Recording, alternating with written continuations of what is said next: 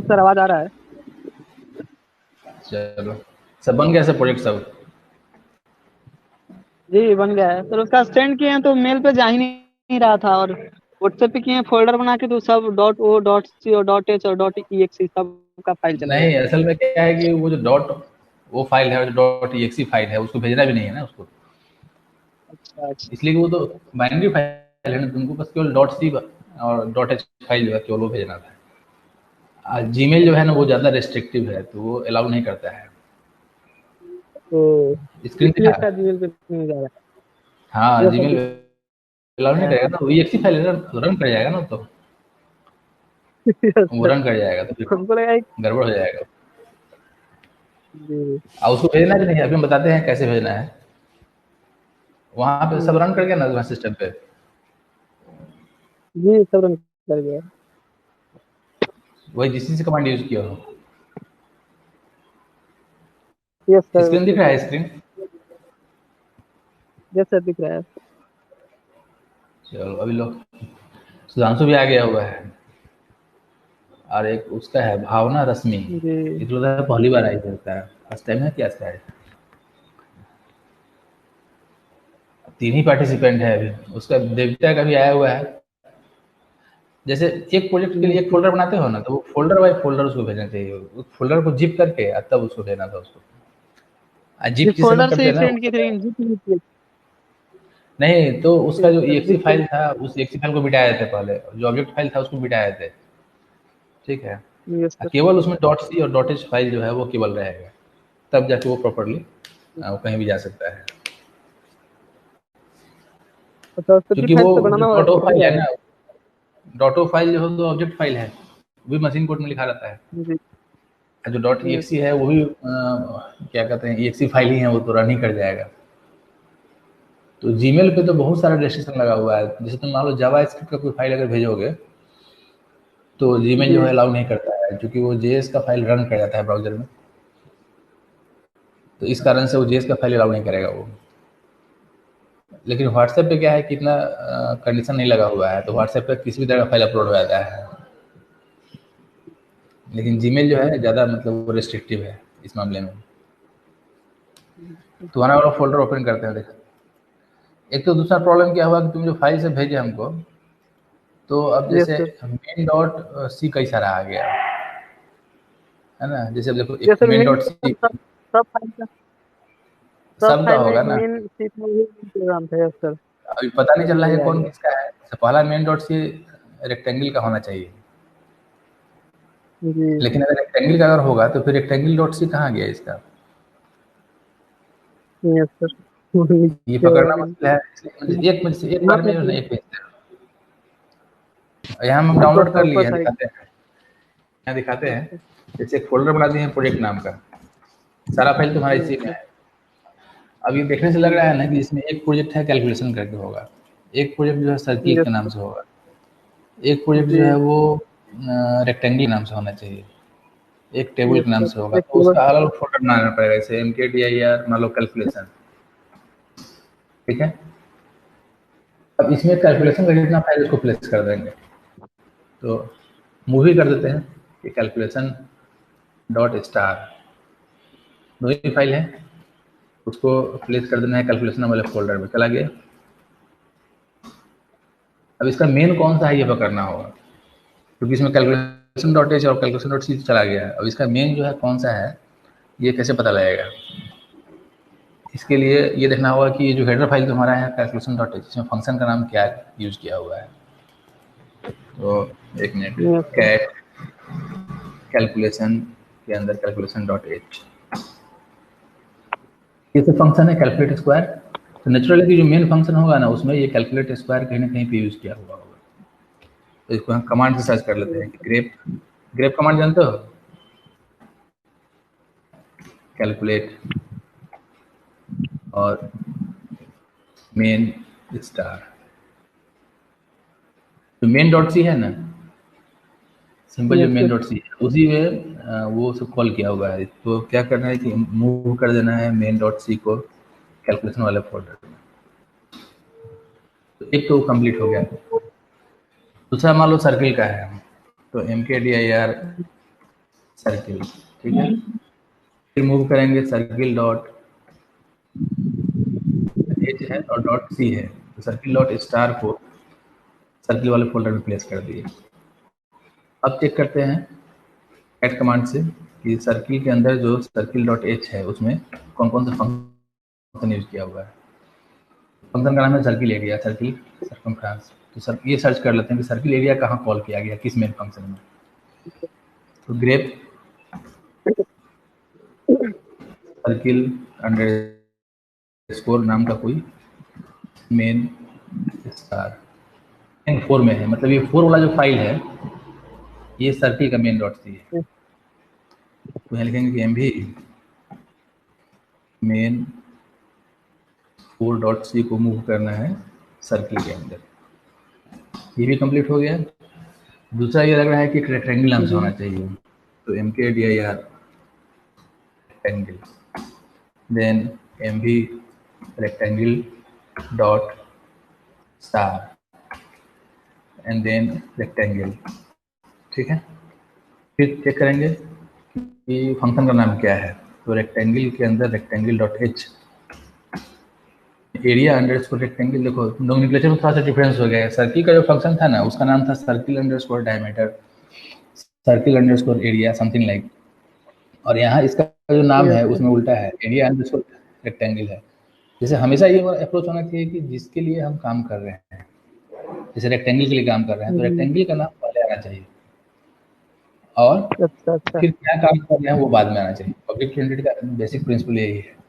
तो इस फंक्शन को भी कन्वर्ट कर लेना होगा कि rectangle underscore area, rectangle underscore perimeter. अभी क्या करते हैं, पहले सर्च कर लेते हैं कि grep rectangle and then main star. Main 3 जो वाला जो फंक्शन है, ये फाइल है, वो रेक्टेंगल के लिए है। मेन 3 वो रेक्टेंगल वाले फोल्डर में डालिए। अब देखो और कम हो गया होगा। अब एक बच गया टेबल का, तो एक फोल्डर बनाना होगा टेबल। किसी का कॉल आ रहा है। हेलो, ज्वाइन नहीं हो रहा है तुम्हारा, क्या है मतलब ये? एक मिनट, रजिस्ट्रेशन किए थे?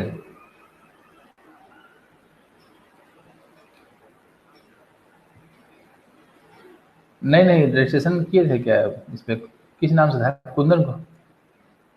एक मिनट अपना सर्च कर रहे हैं। कुंदन कुमार का इस पे कहीं है कि नहीं रिक्वेस्ट? कुंदन कुमार तो एक है, करो। ईमेल आईडी क्या है तुम्हारा? हाँ वो तो कंफर्म किया हुआ है। वो तो वहाँ पे से नहीं एकदम मिल गया होगा। हम फिर से मेल सेंड कर दे रहे हैं, ठीक है। हेलो,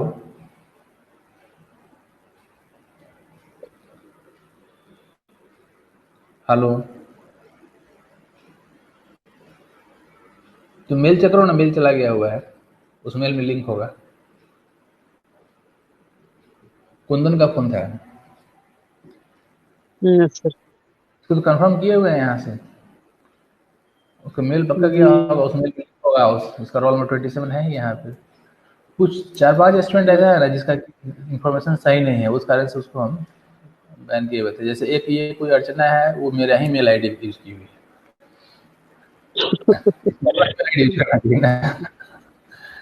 मेरा, इसलिए इसको पता नहीं कौन है ये, मेरे ही पास मेल आ गया उल्टा। ये शिवम कुमार सिंह करते हैं, इसका प्रॉब्लम क्या है कि इसका रोल नंबर में स्टार स्टार स्टार स्टार लिखा हुआ है, पता नहीं कौन है। ऐसे ही एक अवनीश कुमार है, इसका जो है प्रॉब्लम ये है कि 69 इसका रोल नंबर। 69 तो कभी होगा ही नहीं किसी का रोल नंबर। 40 ग्रुप में तो अर्चना है अभी, ग्रुप में तो अर्चना है अभी, पूछिए ना। हाँ तो बाद में, हाँ यहाँ पे है ये वाला, ये अर्चना SCS 82 करके है। अभी है सर ग्रुप में, कॉन्फ्रेंस पे अभी है। हाँ ठीक है, तो उसका मतलब यस सर, ऊपर देखें। एक और कोई यहाँ पे अर्चना है जो अपना मेरे ही आईडी से कर दिए, उसको डिलीट कर देते हैं। बाकी ये जो है शिवम कुमार सिंह जो है, इसका रोल नंबर गलत है, स्टार स्टार स्टार लिखे हुए है। शिवम कुमार सिंह कोई क्या है सर? नहीं है कोई है तो कोई ट्राई करा। अच्छा, ये अविनाश कुमार कोई है, इसका रोल नंबर जो है ये लिखता है रोल नंबर अपना 69।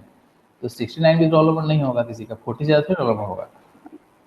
फिर ये सत्यम कुमार नहीं है, सर, वही इसका ना। भी सत्यम कुमार में रोल नंबर 18/12/85। अब ये कहाँ कहाँ से रोल नंबर सब आ रहा है। संतोष ये भी रोल कुमार नंबर है, नहीं है। 1007, इसका मतलब इनवैलिड सभी सब है, इसीलिए उसको बैन भी लगा रखे, छोड़े हुए हैं, कंफर्म नहीं यही किया सब है। अति कर रहा है। हाँ बाकी यही इतना सब बाकी किया होगा, ये टंकी लोग किया था ना बहुत दिन। 24 पार्टिसिपेंट है जो कितना का रजिस्टर्ड है। रजिस्ट्रेशन हो गया सर? 24 का आता है 24। 4-5 को मात्र। कोई बात नहीं, कंफर्म कर लिया है मैंने। अभी कुंदन फोन किया है ना, अभी तो भी लॉग इन नहीं होगा अभी वो, अभी जो है अभी तो नहीं हुआ है, लेकिन उसका हम मेल सेंड कर दिए दोबारा से। तो ये हम कर रहे थे, इसको ऑर्गेनाइज कर रहे थे। जैसे एक बनाना है टेबल के लिए, DIR टेबल, और इसमें जो है क्या करना है कि पहले मूव कर देना है टेबल डॉट स्ट्रिक्ट वो टेबल के अंदर। कल जो हम PDF फाइल डाले थे उसमें सारा था, उसमें देखे होंगे प्रोग्राम सब, टोटल PDF फाइल मतलब प्रोग्राम उसमें डाला हुआ था। इलो फोल्डर का भी, देवदा का फोल्डर का था और ये दिवाकर फोल्डर का था। अच्छा, अब इसमें ये चेक करना है कि कौन सा मेन फाइल है जिसमें टेबल इलो है। तो उसके लिए grep table main string main 1 जो है ना वो टेबल का है, MV डबल कोट्स के अंदर मेन 1 को प्लेस कर दो टेबल के अंदर। बाकी जो बच गया ये इवेंट ऑड वाला, check even dot C even odd dot H, ये इसके लिए अलग से फोल्डर बना देते हैं इवेंट ऑड नाम से, और इसी में मूव कर देते हैं किसको, इवेंट डॉट एच को इवेंट ऑड के अंदर, फिर मूव कर लेते हैं चेक इवेंट को इवेंट ऑड के अंदर, और फाइनली मूव कर देते हैं मेन जो बच गया। एक मिनट, फिर किसी का कॉल आ रहा होता है। अभी हमें कोई फाइल नहीं है, सब फोल्डर जो बचा हुआ है। हेलो, स्क्रीन बड़ा नहीं हो रहा है। स्क्रीन बड़ा करने के लिए क्या करना होगा ना कि वो राइट साइड में जो पैनल रहता है जहाँ पे पार्टिसिपेंट का लिस्ट दिखाता रहता है, उस पर उसके बीच में माउस पॉइंटर ले आओ, ठीक है। तब उसमें एरो बटन आएगा, तो राइट वाला एरो प्रेस करना, छोटा फिसल जाएगा राइट साइड में, तब वो बड़ा हो जाएगा। फिर उसमें फुल स्क्रीन का भी एक ऑप्शन दिया हुआ है, वो फुल स्क्रीन हो जाता है, ऊपर में है ऑप्शन फुल स्क्रीन का, ठीक है।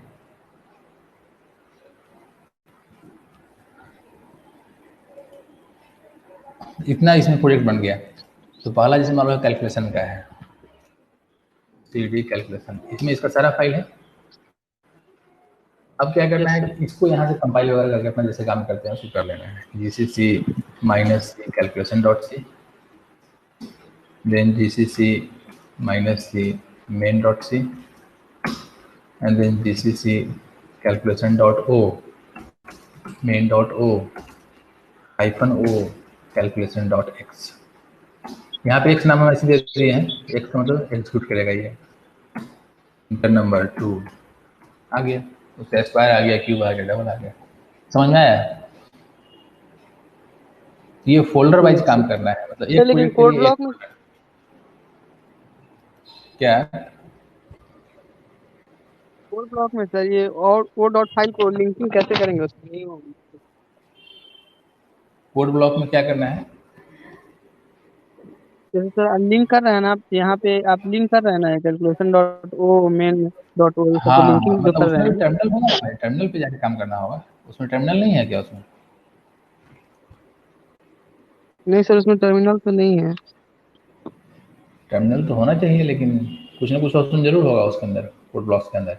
अभी तुम लैपटॉप पे हो कि मोबाइल पे यस हो? Sir code block. अभी तुम लैपटॉप पे काम कर अभी रहे हो तो कि मोबाइल से मोबाइल पे कर है। रहे हो?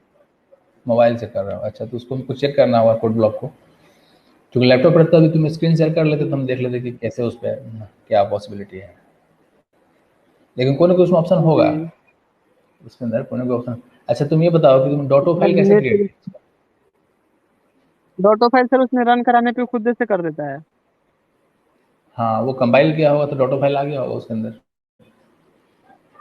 लेकिन ये वाला काम जो है ये खुद वो नहीं फाइल और करना डॉट होगा। ई फाइल वो खुद से क्रिएट कर देता है रन कराने पे। नहीं, तो जहाँ पे उसका कंपाइलेशन का ऑप्शन होगा ना, उसमें जाके देखना होगा कि क्या क्या पॉसिबिलिटी वहाँ पे है, समझे? तब जाके वो हो जाएगा। टर्मिनल से काम करोगे तो ज़्यादा कंट्रोलिंग रहेगा, आईडी से काम करने में ज़्यादा कंट्रोलिंग नहीं होता है। टर्मिनल में क्या होगा कि कमांड तुम्हारे हाथ में रहेगा ना, कि किस कमांड को कब कैसे यूज़ करना है, कैसे हम यूज़ कर रहे हैं। तो जीसीसी कमांड जो है ना, जहाँ जैसे dev C++ अगर इंस्टॉल होगा तुम्हारे सिस्टम में अगर, तो वहाँ भी ये कमांड जीसीसी कमांड होगा, या कोड ब्लॉक्स का अपना जो कंपाइलर होगा उसका भी कमांड कुछ ना कुछ होगा। उस कमांड को एक्सप्लोर करना होगा कि कमांड क्या है, कैसे काम करता है। तो अब इसके बाद क्या करना है कि मान लो इस फाइल को अगर हमको भेजना है, तो फ़ोल्डर को बस क्या करना है ना कि ज़िप कर लेना यस है, सर। फ़ोल्डर भेजना है। लेकिन ज़िप करते समय इस दोनों फाइल को नहीं लेना है, .o फाइल को नहीं लेना है जी और जी। .x फाइल, केवल .h और .c फाइल होना चाहिए उसके अंदर। बिल्कुल। अच्छा, अगर प्रोजेक्ट का साइज़ अगर बड़ा होगा, तो फिर फ़ोल्डर के अंदर फिर फ़ोल्डर भी बना सकते हैं। उसका एक एग्ज़ाम्पल लेके हम दिखाएँगे बाद में। क्योंकि जनरली क्या होता है कि मान लो किसी बड़े प्रोजेक्ट पे आदमी काम करता है ना, तो वहाँ पे ये होता है कि बहुत सारा मॉड्यूल होता है, हर मॉड्यूल का अपना-अपना फ़ोल्डर होता है। अब एक प्रोग्रामर जो है वो एक मॉड्यूल में काम कर रहा है, दूसरा प्रोग्रामर दूसरे मॉड्यूल में काम कर रहा है, तीसरा तीसरे मॉड्यूल में काम कर रहा है। तो हर का फ़ोल्डर अपना बना हुआ है, हर आदमी अपने फ़ोल्डर में काम करता है। और जो प्रोजेक्ट मैनेजर है वो मेन में काम करता है। वो क्या करता है कि सबके ऑब्जेक्ट फाइल को लेकर के और उसको लिंक करके अपना EX फाइल क्रिएट कर लेता है। वही फाइनली वो रन करता है। तो इस तरह का सिस्टम में अगर काम करोगे तभी ज़्यादा मतलब ये अच्छा होगा तुम्हारे लिए। ऐसे एक साइट हम दिखाते हैं अभी।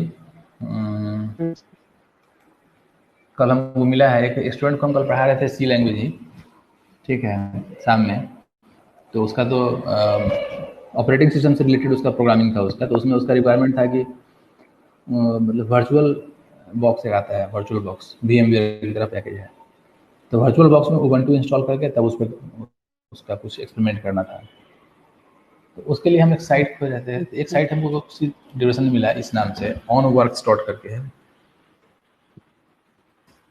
इसको कभी एक्सप्लोर करना, ये इतना बढ़िया है ये साइट .net। इसमें क्या है ना कि जितना भी ऑपरेटिंग सिस्टम है अवेलेबल, लगभग सब ऑपरेटिंग सिस्टम इस पर रखा हुआ है। मतलब पूरा का पूरा ओएस रखा हुआ है, समझे? अब तुम किसी भी ऑपरेटिंग सिस्टम के आगे अच्छा। काम कर सकते हो। सब मेनली ये लिनक्स के लिए है, लेकिन विंडोज भी इस पे है। तो अब यहाँ पे जैसे देखो, यहाँ दिखा रहा है ऑपरेटिंग सिस्टम का ओएस डिस्ट्रीब्यूशंस, है ना, Ubuntu based, Debian based, RPM based, special OS, programs, documentation. और जैसे मान लो स्पेशल ओएस में गए, विंडोज़ का भी है, यहाँ पे रन ऑनलाइन लिखा हुआ है, इस पर क्लिक करोगे तो अब ये पूरा का पूरा ऑपरेटिंग सिस्टम स्टार्ट हो जाएगा ब्राउज़र में। यहाँ पे स्टार्ट पे क्लिक करना है, अब ये स्टार्ट कर रहा है। इतना बढ़िया काम करता है ये, इसका डाटा तुम सेव भी कर सकते हो अपने गूगल ड्राइव पे जा करके। दिखाते हैं इसका। मतलब किसी भी ऑपरेटिंग सिस्टम में तुम काम करना है ना, तो उस ऑपरेटिंग सिस्टम को इंस्टॉल करने की जरूरत नहीं है, बस तुम्हारे पास एक केवल ब्राउज़र होना चाहिए, दैट्स ऑल। कोई भी ओएस हो लैपटॉप में, एक ब्राउज़र हो, और तुम उससे रियल लाइफ टाइम में काम कर सकते हो। ये खुल गया, विंडोज आ गया, ठीक है। इसका पासवर्ड सेट हो गया है 1 से लेकर 6 तक, सबका ही करता है। अब जैसे यहाँ पे विंडोज़ का जो है ना, ईमेल में आ गया, ठीक है। अब इसमें तुम एकदम बहुत स्मूथ काम करता है ये, बहुत बढ़िया है।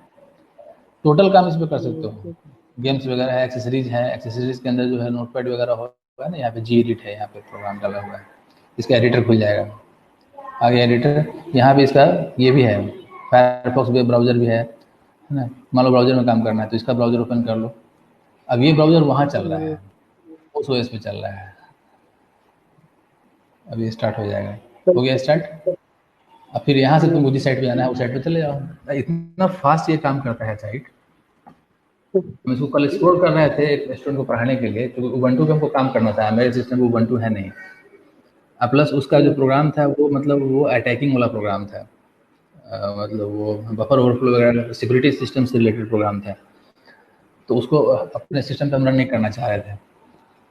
इसीलिए हम इसको खोजना शुरू किया कि ऑनलाइन कोई ऑप्शन है कि नहीं। तो ऑनलाइन ये मिल गया ऑप्शन। यहाँ पे दे रहा है ना ये सेव सेशन और ओपन सेशन। तो सेव रजिस्ट्रेशन पे क्लिक करोगे ना, तो जो तुम्हारा जीमेल का आईडी होगा जिससे तुम लॉगिन किए होगे, उस जीमेल के ड्राइव पे ये जो ऑपरेटिंग सिस्टम है इसका पूरा का पूरा इमेज वहाँ चला जाएगा, और फिर वहाँ तुम फाइल वगैरह अपना यहाँ से फाइल को सेव कर सकते हो और फिर फाइल को लोड भी कर सकते हो। ये बहुत बढ़िया है, मतलब ये काम करने के लिए। फिर जैसे मान लो कि दूसरे ऑपरेटिंग सिस्टम पे काम करना है ना, मान लो लिनक्स में काम करना है, तो लिनक्स में बहुत सारा ऑपरेटिंग सिस्टम आता है। जैसे हम जो काम करते हैं वो काम करते हैं मैंजारो में, तो इसमें मैंजारो का भी ऑप्शन दिया हुआ है। कल हम चेक कर रहे थे, यहाँ पे ये सर्च बटन है, यहाँ लिखते हैं मैंजारो। मेरा जो ऑपरेटिंग सिस्टम है ये वाला है, लिनक्स का। आ गया मैंजारो, ये वाला है। अब इसको जैसे रन कराते हैं,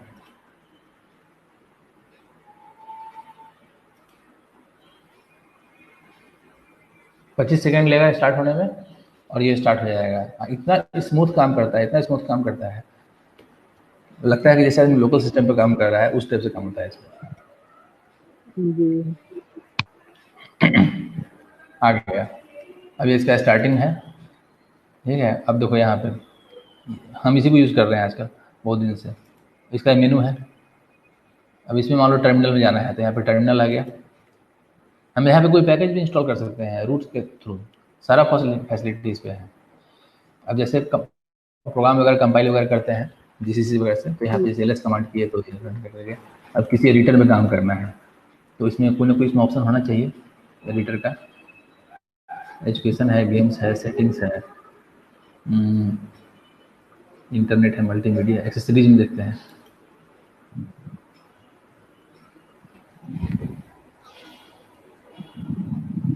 एक है ना सिंपल ये एडिटर है, मान लो ये वाला माउस पैड है, ये नोट पैड की तरह माउस पैड है। आ गया ये एडिटर। अब इस एडिटर में गए और यहाँ पे S include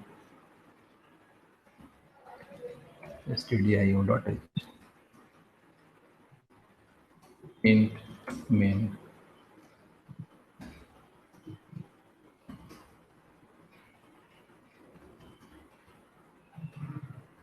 printf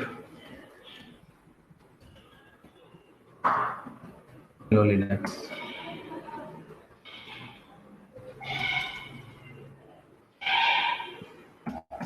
and then return 0।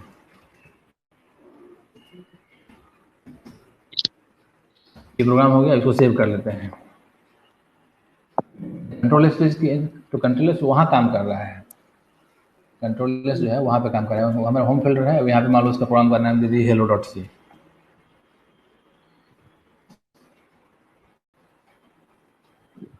हो गया, हाईलाइट वगैरह भी हो गया सब कुछ इसमें।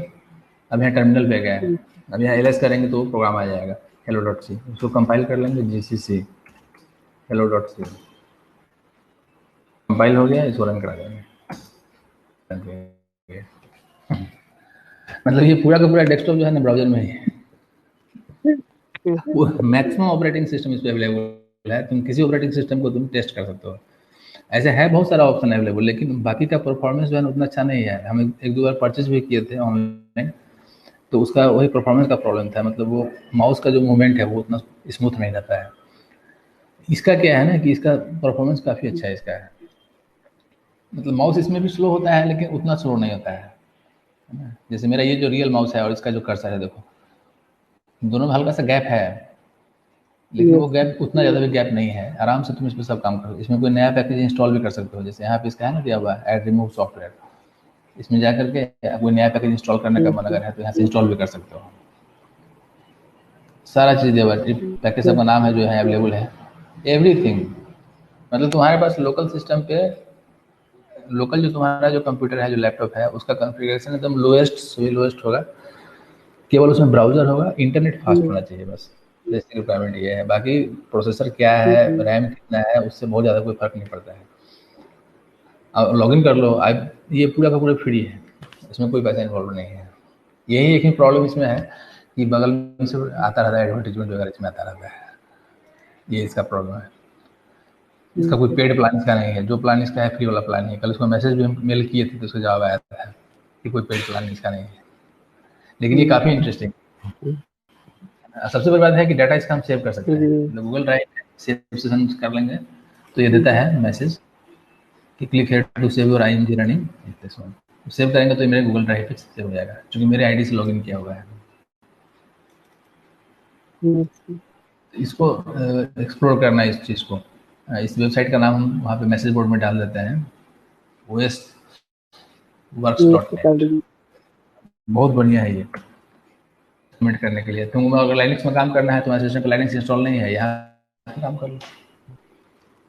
यहाँ पे सारा कंपाइलर एवरीथिंग सब कुछ है, सब इसमें अवेलेबल है इसके अंदर। यहाँ आते हैं,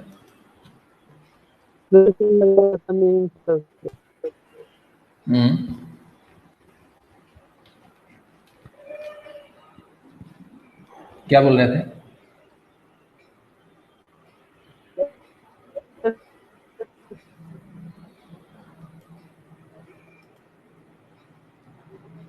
तो ये वाला आपने ठीक कर लेना इसके हिसाब से।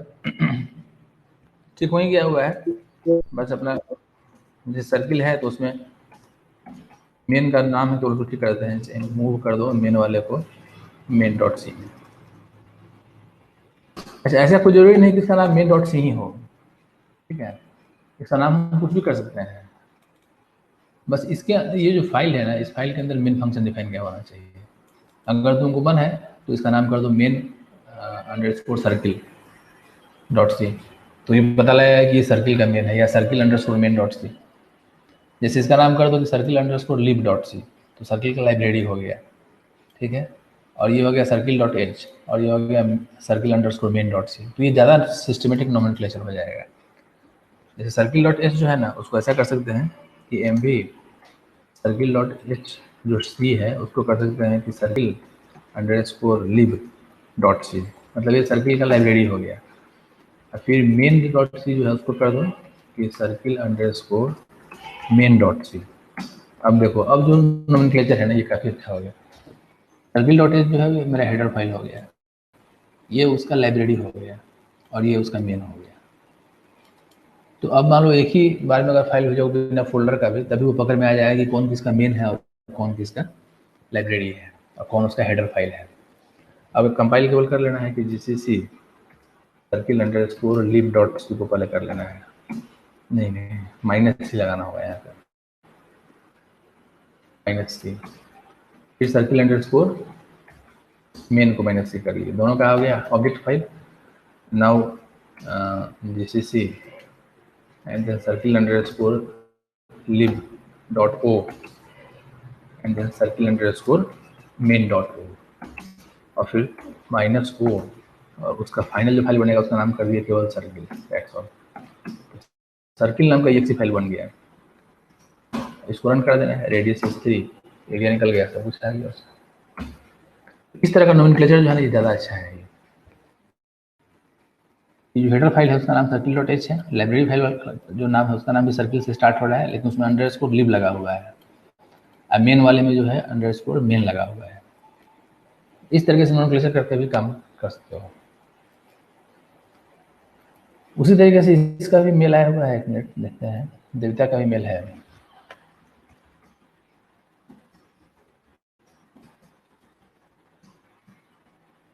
आगे फोल्डर उसका इसमें, इसके बाहर होगा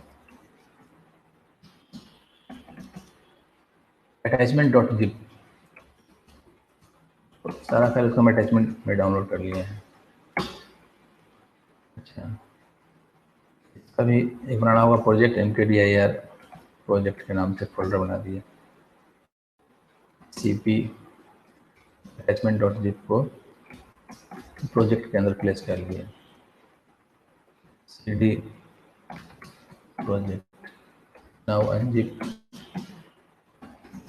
आ गया इसमें। अब इस जिप फाइल को यहाँ से हटा देते हैं, बाहर तो ऑलरेडी है ही ये।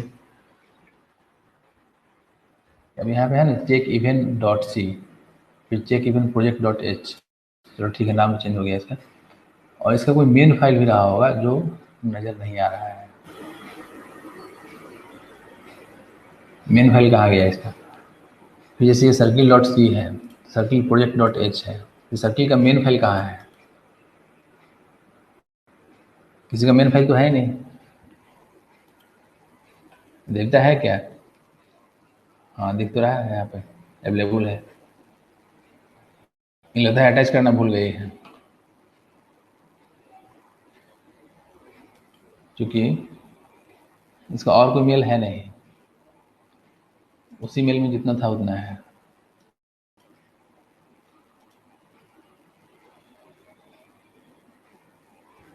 इसको फिर दोबारा से भेजना होगा कोई दूसरा फाइल्स वगैरह को।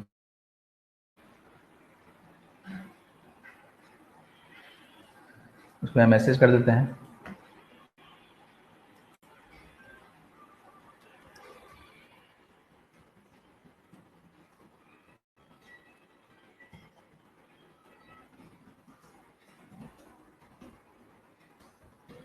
Main dot C file for projects.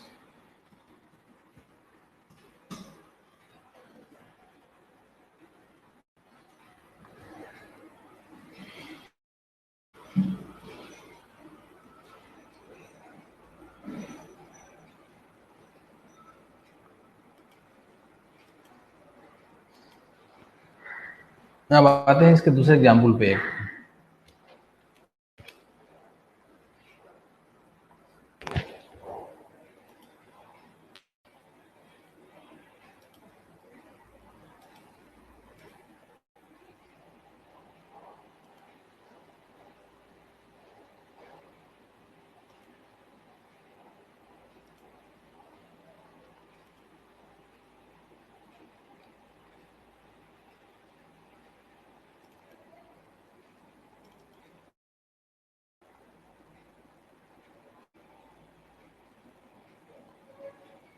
जैसे एरे का जो हम बोले थे बनाने के लिए, तो वो तो बना तो है, लेकिन जैसे हम लोग चाह रहे हैं वैसा नहीं बन पाया है। तो हम अभी क्या करते हैं कि पहले छोटा सा एक प्रोग्राम बनाते हैं, वही मेनू बेस्ड प्रोग्राम।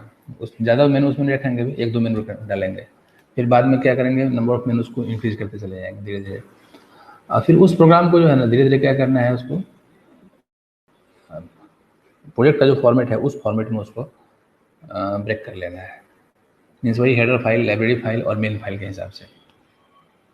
तो वो एक एग्जाम्पल हो जाएगा हम लोग के लिए काफ़ी अच्छा। जो मेन फोल्डर है ये सर वो CS0 के लिए हैं। मेनू बेस में सर उस दिन जो कैसे के दिए थे लिए? उसमें एक डिलीशन के लिए मेनू बेस में सर एरे का एक प्रोग्राम दिया था ना जिसमें डिलीशन के लिए भी था। अच्छा, तो डिलीट करने के लिए सर उसमें तो पहले एरे क्रिएट करना होगा ना, या फिर जो इंसर्ट में इंसर्ट किए हैं, इंसर्शन के टाइम जो इंसर्ट किए हैं उसी एरे को डिलीट कर देंगे। हाँ उसी को डिलीट करना है, मतलब एक सिंगल एरे पे सारा काम करना है। अभी हम एक एग्जाम्पल लेके दिखाते हैं अभी, ठीक है। एक छोटा सा एग्जाम्पल लेते हैं, उसको लेकर काम करते हैं उस पर, तब वो क्लियर हो जाएगा। इंसर्ट डिलीट डिलीट नहीं हो पा रहा है। हाँ एक दो ऑपरेशन करके दिखाते हैं ना, वो पता चलेगा कि कैसे क्या काम करना है। जैसे एक पहले फोल्डर बना लेते हैं, yes. Array project. Array project वाले में क्या होगा, इसी में अब दो तीन काम करना है। एक तो एरे इस प्रोजेक्ट का अपना एक हेडर फाइल होगा, एक इसका लाइब्रेरी फाइल होगा, एक इसका मेन फाइल होगा। तो पहले एम्प्टी फाइल पहले क्रिएट कर लेते हैं। टच नाम का जो कमांड है ना, ये क्या करता है कि एम्प्टी फाइल क्रिएट करता है, एरे डॉट एच। ये हमारा हेडर फाइल हो गया। Then array underscore lib dot C, ये लाइब्रेरी फाइल हो गया। And then array underscore main dot C, ये हमारा मेन फाइल हो गया। तो तीन फाइल हमारे पास है, एक हेडर फाइल है, एक लाइब्रेरी फाइल है और एक मेन फाइल है। हेडर फाइल में क्या करना है कि जो कॉमन चीज़ हमारे पास है उसको हेडर फाइल में इंक्लूड कर लेना है, प्लेस कर देना है उसको। तो अभी हम लोग क्या करेंगे ना कि चूंकि एक ही एरे पे सब काम करना है, तो एक ग्लोबल एरे एक बना के रखेंगे हेडर फाइल के अंदर, उस पर ही सारा ऑप्शन परफॉर्म करेंगे। जैसे यहाँ पर इसको ओपन करते हैं, तीनों फाइल को वन बाय वन।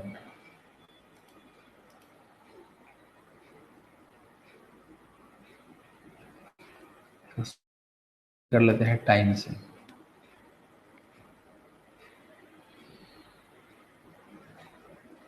ये वाला फोल्डर है, ये फोल्डर पहला है, सबसे पहले header file, then library file and then main file. Header file जो है hash include stdio.io.h, then has include stdlib.h। फिर क्या करेंगे, has define max या array साइज नाम का बना लेंगे वेरिएबल, एक कांस्टेंट, मान लो इसका है 1000। अब क्या करना है, एक ग्लोबल एरे बना कर रख लेना है। तो इंटीरियर टाइप का नाम दे देंगे माई एरे, और इसका साइज हो जाएगा एरे साइज।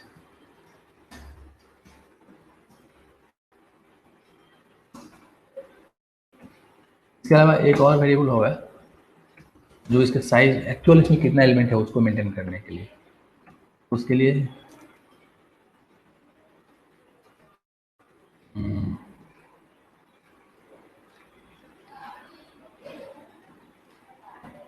टोटल एलिमेंट्स, शुरू में इसका वैल्यू 0 है।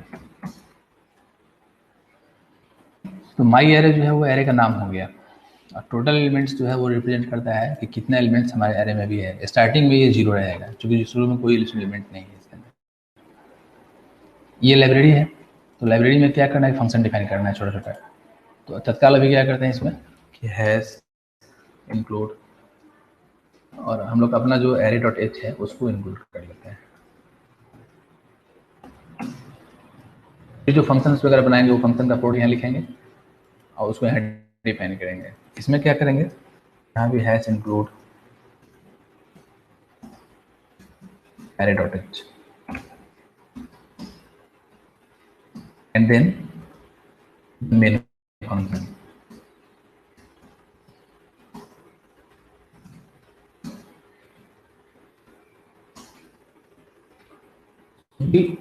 ऑलरेडी ये तो हमारे पास अवेलेबल है माई एरे और टोटल एलिमेंट्स, इसको दोबारा डिफाइन करने की जरूरत नहीं है। यहाँ से बस केवल अभी ये काम क्या करना है उस पर कंसंट्रेट करना है। तो स्टार्टिंग करने के लिए हम लोग क्या करते हैं, दो वेरिएबल डिफाइन करते हैं, एक चॉइस नाम का, यूजर का चॉइस क्या होगा, एक एलिमेंट नाम का, जिस एलिमेंट को किसी एलिमेंट को ऐड करना है रिमूव करना है, एक पोजीशन नाम का वेरिएबल डिफाइन कर लेते हैं। फिर बाद में जितना रिक्वायर्ड होगा वेरिएबल को डिफाइन करते जाएंगे। हाँ, एक चीज़ और, एक कॉमन जो टाइप डेफ है उसको भी यहाँ डिफाइन कर लेते हैं, बूल वाला, तो काम देता है टाइप डेफ इंट बूल।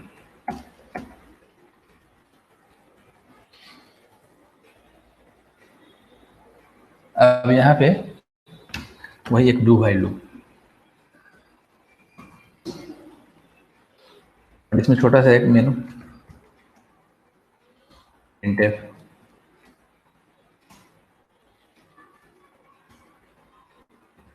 array operations,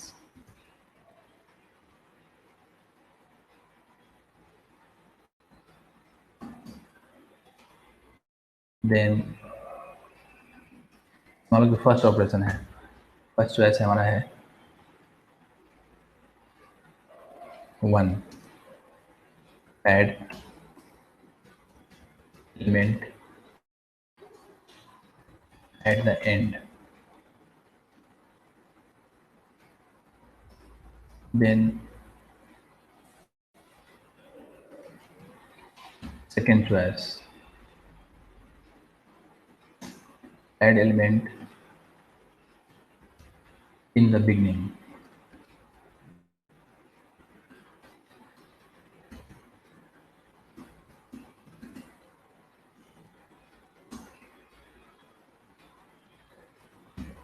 third choice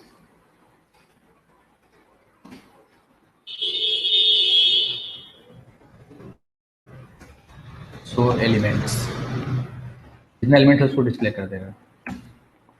fourth choice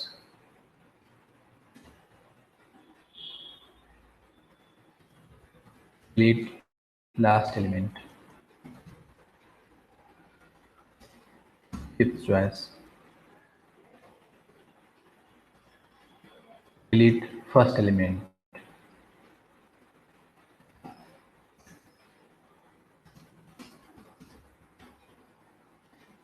फिर बाद में सॉर्टिंग सर्चिंग वगैरह जो भी है उसको इसमें इम्प्लीमेंट करते चले जाएंगे। अभी क्या करते हैं कि पॉइंट नंबर 6 में जो है ऑप्शन देते हैं बाहर निकलने का, एग्जिट। फिर और printf enter your choice number।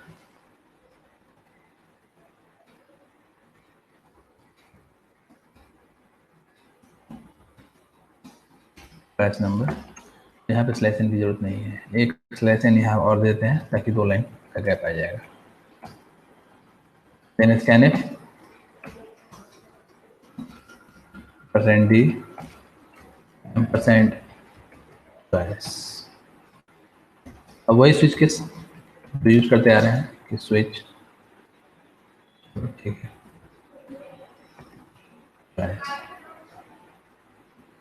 Case जैसे मान लो कि फर्स्ट केस है तो उस केस में क्या काम करना है, तो वहाँ एलिमेंट को ऐड करना है और कहाँ ऐड करना है, एंड में ऐड करना है। तो केवल एलिमेंट को केवल बोलना होगा कि printf enter number and then scanf %d % element. और अब यहाँ क्या करना है, फंक्शन कॉल कर लेना है। तो मान लो जैसे मेरा जो फंक्शन है उस फंक्शन का नाम है, किस काम के लिए है, add element at the end, last में इसको ऐड करने के लिए है। तो कुछ इसका नाम दे देते हैं ऐड टू लास्ट। और क्योंकि ऑलरेडी वो ग्लोबल बना हुआ है एरे, तो नेचुरल है कि उसको पास करने की जरूरत नहीं है, बस केवल यहाँ से इसको पास कर देना है। तो ये ऐड टू लास्ट क्या करेगा ना, ये उसमें ऐड कर देगा, बस इतना करके फिर बाहर निकल जाना है। अभी सारा मेनू इम्प्लीमेंट हम नहीं कर रहे हैं, जैसे फिर एक करके देख लेते हैं। शो करने वाला जो है वो हमारा तीसरा नंबर है, तो मिलता है। अभी क्या करते हैं, for the time being case 3 को पहले डिफाइन कर लेते हैं और यहाँ पे printf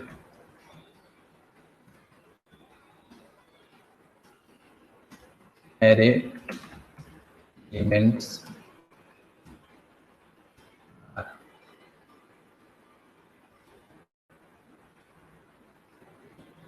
और फिर एक कोई फंक्शन हमारे पास होगा शो एलिमेंट्स नाम का, उसको केवल कॉल कर लेना है। डिफॉल्ट वाले में printf wrong choice, try again।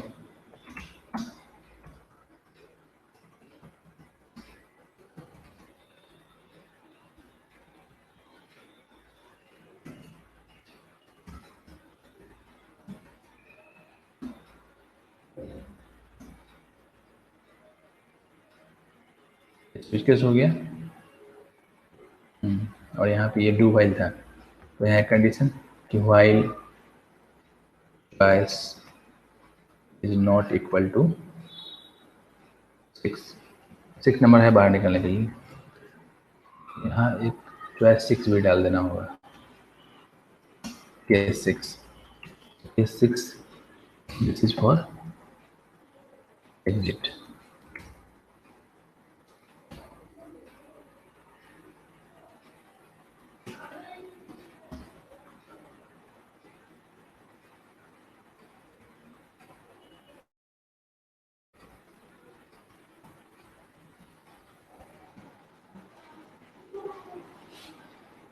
अब ये हो गया हमारा। अब फंक्शन बनाना पड़ेगा, कम से कम 2 फंक्शन बनाना होगा, एक ऐड टू लास्ट और एक शो एलिमेंट्स।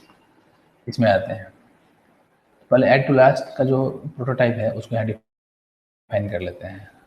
यहाँ लिखेंगे void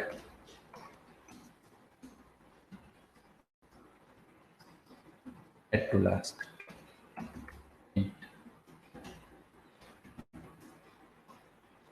एलिमेंट, फिर void show elements। ये दो फंक्शन हमारा हो गया, इसका प्रोटोटाइप यहाँ डिफाइन किया हुआ है। इन दोनों फंक्शन को यहाँ से लेना है और इसको लाइब्रेरी वाले में जा करके बॉडी डिफाइन कर देना है।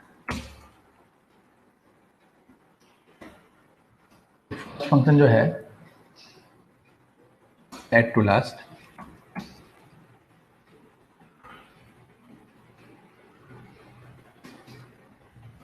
इसमें काम क्या करना है, इसमें ये देखना है कि अभी हमारा जो टोटल उसका जो साइज है, जैसे स्टार्टिंग में टोटल एलिमेंट्स 0 है तो उसी पोजीशन पे नए वाले एलिमेंट को प्लेस कर देना है। एरे का नाम था माई एरे, माई एरे का जो टोटल एलिमेंट्स है उस पर प्लेस कर लेना है इस एलिमेंट को, और इसके बाद फिर टोटल एलिमेंट्स को प्लस प्लस कर लेना है। और 100 एलिमेंट्स में क्या होगा, एक फॉर लूप लगा देना है कि int I and then for I equal to 0 and I less than total elements and I plus plus। और इसके अंदर एक %d plus n and then my array I।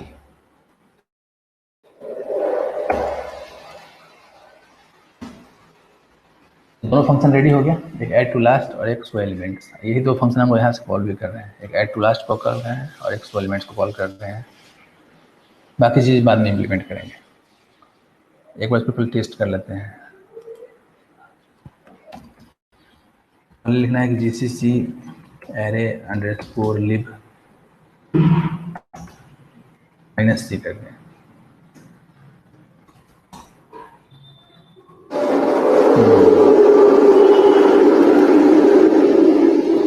यहाँ पे सेमीकोलन नहीं होगा।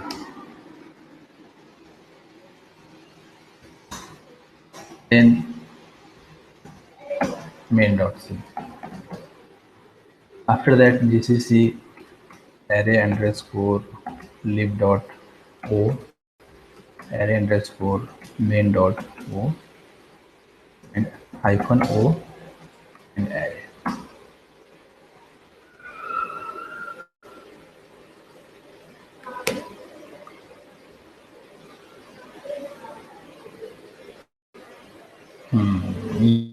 प्रॉब्लम आया इसमें, टोटल एलिमेंट्स जो है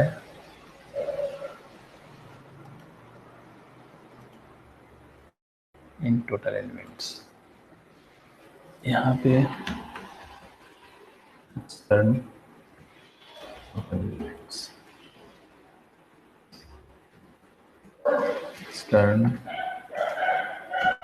int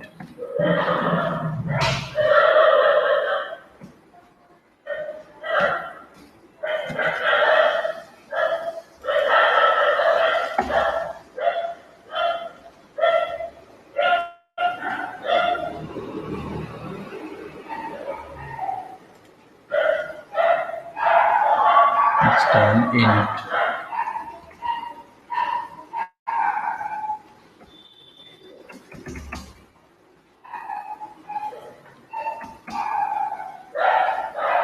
एरे लिव हो गया और ये एरे मेन हो गया।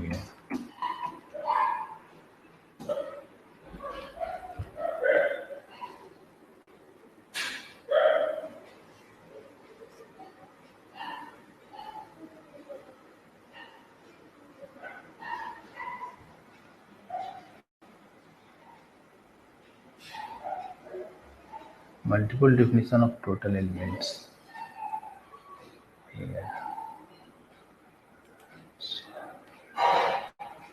प्रॉब्लम कहाँ कर रहा है ये,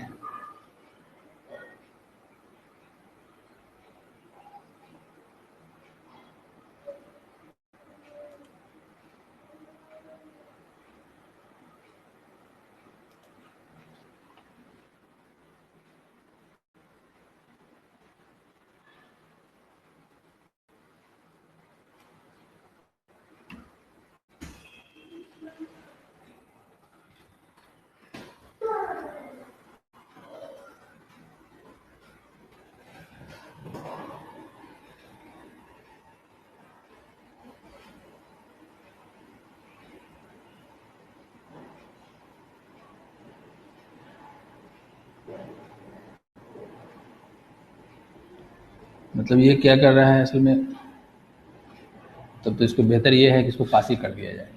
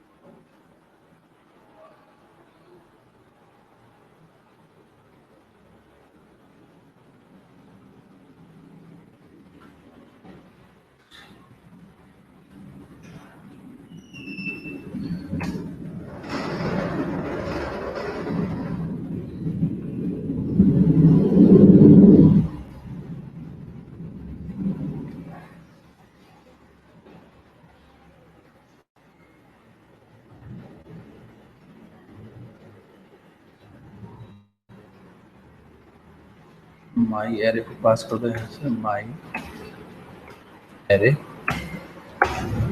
एंड देन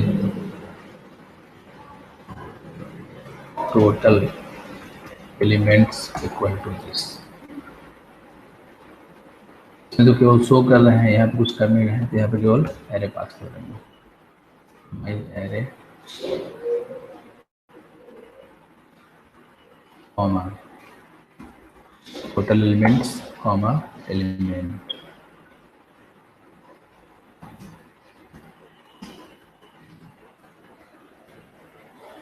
यहाँ चेंज करना होगा इंट माई एरे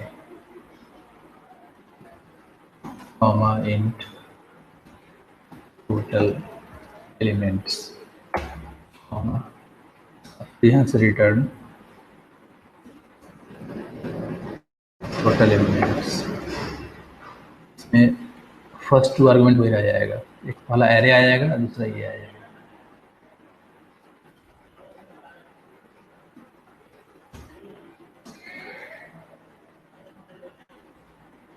इस लाइन को हटा देना होगा।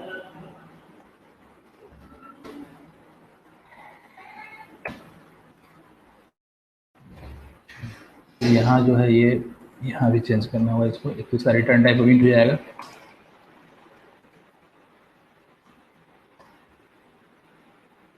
फिर यहाँ पे 2 आर्गुमेंट और ये तीसरा आर्गुमेंट, इसमें भी फिर ये 2 आर्गुमेंट।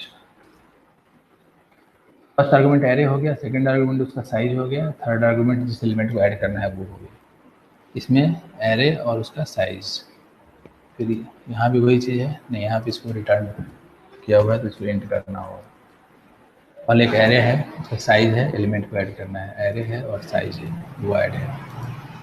यहाँ भी हम लोग क्या कर रहे हैं, एरे पास कर रहे हैं, साइज पास कर रहे हैं, एलिमेंट पास कर रहे हैं, एरे और साइज, ठीक है। अब इसको फिर से कंपाइल करते हैं।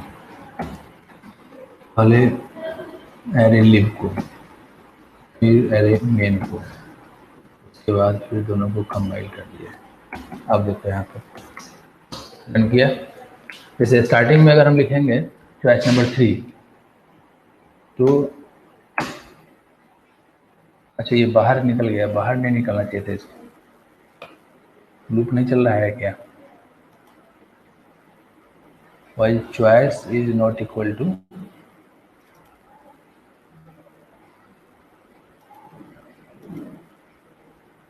सिक्स, डू लगा हुआ है तो चॉइस में चॉइस गया अकॉर्डिंग टू चॉइस, फिर कंट्रोल इसमें गया।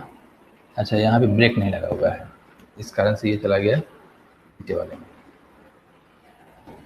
क्योंकि ब्रेक नहीं था तो 3 वाले केस में क्या हो गया ना कि आ गया 6 वाले में और यहाँ पे एग्जिट कर गया, ये प्रॉब्लम है। फिर से इसको लीव को, मेन को एंड देन दिस वन। अब जैसे मान लो चॉइस नंबर 3 दिए तो एरे एलिमेंट्स आर, कोई भी एलिमेंट नहीं है चूंकि एलिमेंट हमारे पास नहीं है। अब एलिमेंट को मान लो ऐड करना है तो चॉइस नंबर 2 तो भी इम्प्लीमेंटेड है नहीं, केवल 1 हमारा इम्प्लीमेंटेड है। तो 1 में गए और पूछेगा नंबर, जैसे पहला नंबर हमने दिया 5 ठीक है। फिर चॉइस नंबर 1, सेकेंड नंबर 3, फिर चॉइस नंबर 1 10। अब इसको शो करते हैं। आगे भले 5 है, फिर 3 है, फिर 10 है। शो वाले में जो है ना, हम लोग चाहें तो उसको टैब से प्रेस करके भी शो कर सकते हैं, वो ज़्यादा कन्वीनियंट होगा हमको लगता है। 6, ये जो फंक्शन है शो वाला, इसमें /t यूज कर लेते हैं यहाँ पे, या /t से ज़्यादा अच्छा होगा कि हाँ ठीक है /t ही रखो, कैप्चर हो जाएगा अपना वो।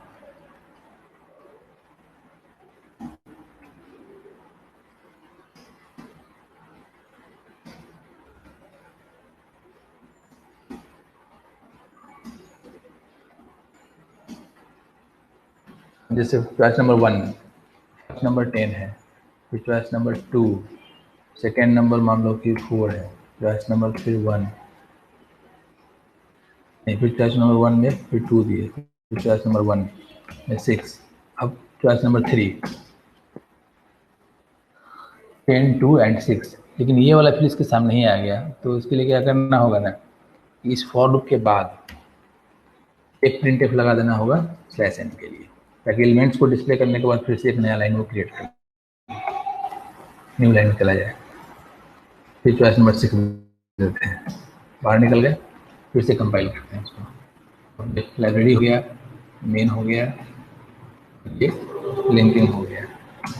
अब choice number 1, first element is 4, फिर choice number 1, second element is 7, choice number 1, third element is 3, फिर choice number 1, fourth element is 10 डी। आ गया 4 7 3 10। अब इस पे डिफरेंट ऑपरेशंस परफॉर्म करना है। उसके लिए क्या करना है ना कि कोडिंग करना है। ये हम बता रहे थे कि इसी एलिमेंट्स पे जो है ना, इसमें मान लो कि नया एलिमेंट ऐड करना है बिगनिंग में, तो जब चॉइस नंबर 2 पे हम जाएंगे तो पूछेगा फिर से वो कि इंटर एलिमेंट, और वहाँ पे दूसरा फंक्शन कॉल होगा, और वो दूसरा फंक्शन जो होगा ना, वो क्या करेगा कि इस एरे के स्टार्टिंग में उसको इंसर्ट कर देगा। तो स्टार्टिंग में इंसर्ट करना थोड़ा सा टिपिकल काम है, क्योंकि जब यहाँ पे एलिमेंट हम इंसर्ट करेंगे तो बाकी सारे एलिमेंट को पहले शिफ्ट करना होगा। ये 10 एक आगे चला जाएगा, 3 भी एक आगे जाएगा, 7 भी एक आगे जाएगा, 4 भी एक आगे जाएगा, और नया जो एलिमेंट आएगा वो यहाँ पे आ जाएगा। और फिर वो उसके बाद जो बढ़ा हुआ जो उसका जो साइज है, उस साइज को वो फंक्शन रिटर्न कर देगा। तो जितना भी फंक्शन हम बनाएंगे उस फंक्शन में ध्यान देना होगा कि वैसा फंक्शन जो एरे के साइज को चेंज करता है, मीन्स जो इंसर्ट का फंक्शन है या जो डिलीट का फंक्शन है, वो फंक्शन जो है ना, वो नया लेंथ उसको रिटर्न करना होगा। और जिस फंक्शन में हम लोग केवल सॉर्टिंग कर रहे हैं, सर्चिंग कर रहे हैं, ठीक है, या डिस्प्ले कर रहे हैं, तो उसमें उसका रिटर्न करने का कोई सेंस नहीं है, क्योंकि वहाँ पे साइज हमारे चेंज नहीं हो रहा है। तो जितना मेनू हम लिखवाए हुए थे ना, उस मेनू को क्या करना है कि इस प्रोग्राम में इस तरीके से इंटीग्रेट करना है। ये तीनों फाइल, एक एरे मेन में, एक एरे लिब में, और एक एरे इसमें, स्टेप बाय स्टेप मेनू बढ़ाते जाना है। जैसे मान लो कि एक और हम इम्प्लीमेंट कर दिखाते हैं चॉइस नंबर 2 को, add element in the beginning. तो यहाँ ये करना होगा कि चॉइस इज 2,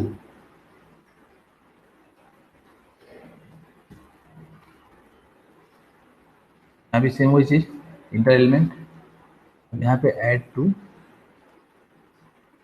लास्ट था, मान लो इसको ऐड टू स्टार्ट कर लेते हैं। ये स्टार्ट में ऐड करने के लिए है, इस ऐड टू स्टार्ट को राइट करना होगा।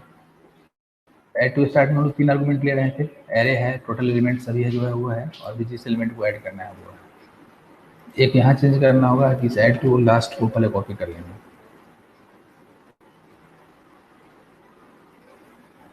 फिर इसके बाद इसको पेस्ट करके इसका नाम चेंज कर देते हैं। इसका नाम कर देते हैं add to start. Again copy it, अब जाना है यहाँ, और यहाँ पे ऐड टू स्टार्ट का जो बॉडी है उसको राइट कर दिया। अब यहाँ ये सोचना है कि ये जो नया एलिमेंट है ये 0 पोजीशन पे जब इंसर्ट हो रहा है, तो उसके पहले ये होना चाहिए कि बाकी सारे को पहले शिफ्ट कर लेना है। तो एक वेरिएबल डिफाइन कर लिया आई नाम का, और एक लूप चला देंगे कि for I equal to total elements -1, then I is greater than equal to 0 and I minus, and then within this loop इतना ये है माई एरे आई हमारा कहाँ से स्टार्ट हो रहा है, लास्ट से स्टार्ट हो रहा है, टोटल एलिमेंट 1 से स्टार्ट हो रहा है, तो I plus 1 equal to my array and then I. तो ये हर एलिमेंट को जो है ना एक आई खिसका देगा। अब उसके बाद फिर क्या करेंगे, लिखेंगे कि my array 0 equal to element, means जो नया एलिमेंट आया वो 0 पोजिशन पर चला गया। देन टोटल एलिमेंट्स को 1 से बढ़ाना होगा क्योंकि एक एलिमेंट नया इसमें आ गया, and then return total elements. इसको यहाँ से हम लोग कॉल कर ही रहे हैं, दैट्स ऑल। अब इसको फिर से कंपाइल करते हैं।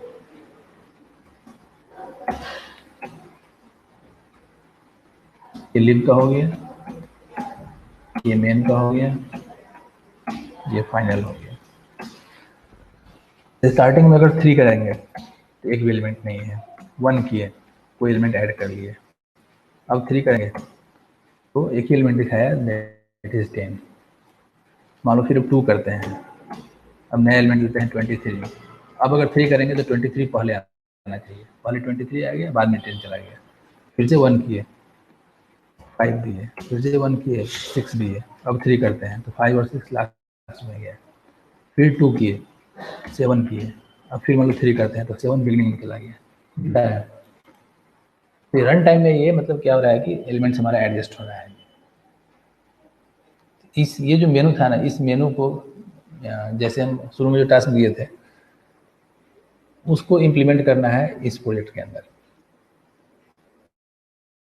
फंक्शन बना के उसको डालते जाना है। फाइल का स्ट्रक्चर बना हुआ है, यही 3 फाइल आज हम भेज देते हैं, ये array main.c, array lib.c और array.h। ये जो 3 फाइल है ना, इसी 3 फाइल को यूज़ करना है और इसी को इंक्रीज करते जाना है इसमें नंबर ऑफ मेनू आइटम्स को। तब क्या होगा कि एरे का प्रोग्राम अपने आप में एक काफ़ी बड़ा प्रोग्राम हो जाएगा और सिस्टमेटिक भी हो जाएगा ये। तो इस फाइल को हम कहाँ प्लेस करें, जहाँ से हर कोई डाउनलोड कर ले। व्हाट्सएप में डाल देते हैं ग्रुप में, वहाँ से इस .c फाइल को .o फाइल को नहीं .c और .h फाइल को क्या करना है, डाउनलोड कर लेना है। इसको ग्रुप में हम डाल ही देते हैं, अभी सामने ही नहीं, उसी को कंप्लीट करना है। 1 मिनट रुको, 19 22 ग्रुप वाला कहाँ गया, ये वाला है।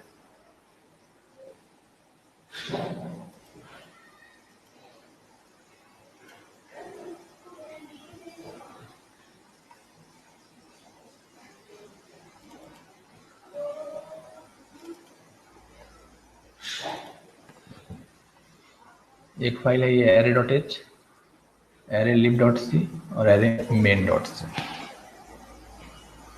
3 फाइल हो गया। इसी 3 फाइल पे सारा काम करना है, array.h, array lib.c, array main.c। जो कोड इसमें लिखा हुआ है वो तो रहेगा ही, बाकी फंक्शन उसमें ऐड करते जाना है। और क्या क्या मेनू होना चाहिए वो ऑलरेडी पहले से बताया हुआ है। इसको इस ग्रुप में भी डाल देते हैं, एक और था ग्रुप।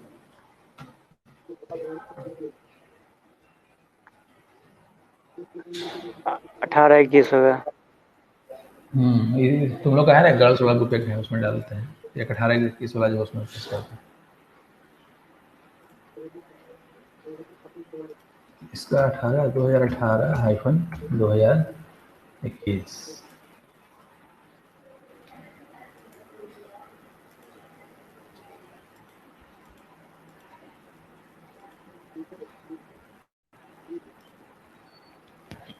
सब चला गया। और हमको लगता है कि बाकी फाइल में तो आज हम कुछ चेंज किए नहीं हैं, तो हमको टेक्स्ट फाइल को आज PDF फाइल अपलोड करने का झंझट नहीं है, केवल वीडियो को जो है हम डाल देंगे ताकि वीडियो सामने रहेगा तो वो समझ में आएगा। और इस तीनों फाइल को प्रेस कर ही दिए। कल क्या करना है कि जितना हम लोग डिस्कस किए थे लास्ट क्लास में, उन सारे एरे मेनू को इसी में 1 by 1 करके प्लेस कर देना है। जिस तरीके से बना के दिखाया है ना, वैसे ही फंक्शन बना के उस पर काम करना है। इसमें 3 इम्प्लीमेंट हो ही गया, क्लास नंबर 1, 2 एंड 3। बाकी फिर जैसे delete last element, delete first element, और इसके अलावा बाकी जो डिस्कशन हुआ था सर्चिंग का था, सॉर्टिंग का था, या फिर जैसे एलिमेंट किसी खास पोजीशन पे, तो उसके इसमें पोजीशन भी इनपुट लेना होगा, इनपुट भी। इसीलिए दो वेरिएबल यहाँ डिफाइन कर दिए हैं, एक एलिमेंट और एक पोजीशन। ठीक है, फिर मिलते हैं कल तक। वीडियो हम डाल देंगे थोड़ी देर में कन्वर्ट करके इसको।